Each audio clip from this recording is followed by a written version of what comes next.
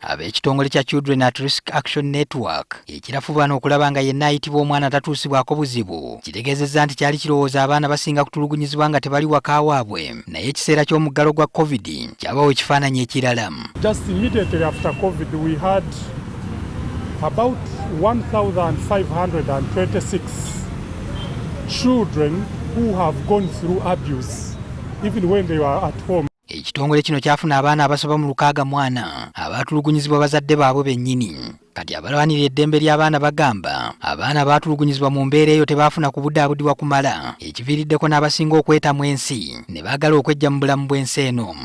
And so some of them got frustrated, others got traumatized, and that's why some of them started committing suicide. Byatandikira nnyo naddala baana abawala oba bamufumbiza nga tayagala n'alaba nga tamanyi gy'akuddukira. Twafunako cases ez'enjawulo okuva mu Arua, mu Amuria, abaana ne beetugira ku miti ne basalawo okufa. Naye kati tulabye ate n'abaana abali mu kibuga olwa stress ennyingi ey'ebintu eby'enjawulo bye bayitamu okubeera nga bakola ki nga tebamanyi naani wabigamba.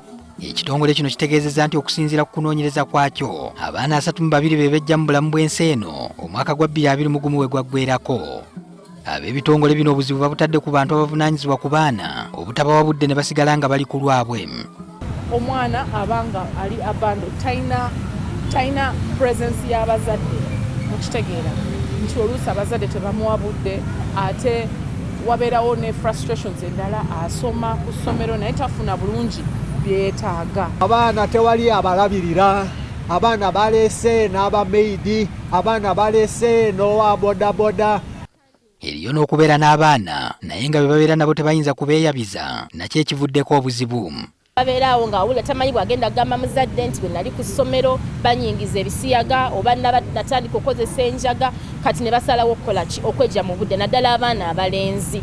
Bano baliko amagezi ge bawadde ku kiyinza okukolebwa okukendeeza ku muze guno. Waliwo ekintu kye bayita counseling and guidance mu masomero singa tukirowoozaako abaana abo oluusi mu kifo ky'okwetta basobola okufuna gwe boogera nabo ne beeyanjula ebizibu byabwe. Ewaka walina okubaawo enjogerezeganya wakati w'abazadde n'abaana baabwe, omwana abe ng'asobola okugamba omuzadde ekintu ky'ayitamu.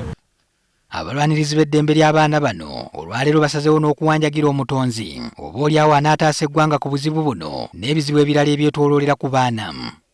Patrick Ssenyondo, NTV ku ssaawa emu.